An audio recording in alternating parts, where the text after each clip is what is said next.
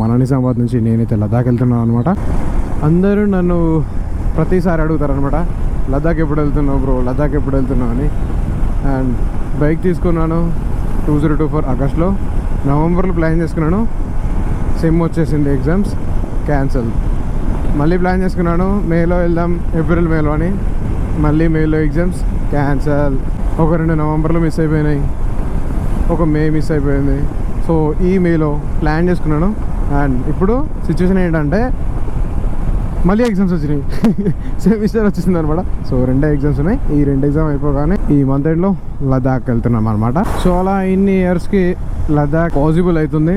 Date కూడా fix చేసుకున్నాము, 26-27 అనుకుంటున్నాము. ఆల్మోస్ట్ 26-27కి స్టార్ట్ అయిపోతాము. ఒక బ్రో కూడా మాతో వస్తున్నాడు. అతను కొంచెం డేట్ అనేది June 1st పుష్ చేస్తే బెటర్ ఏమో అని అంటున్నాడు. లదాఖ్ అయితే ఇన్ని ఇయర్స్కి ద వెయిట్ ఈస్ ఓవర్ అని అనిపిస్తుంది నాకైతే. నిజామాబాద్ మూడతారు తిమ్మాపూర్ దగ్గర నుంచి నేనైతే బైక్ స్టార్ట్ చేసుకొని లదాఖ్ వెళ్తున్నాను అనమాట. సో ప్రతి ఒక్కరు తప్పకుండా ఫాలో చేసి like and share and subscribe తప్పకుండా చేయండి.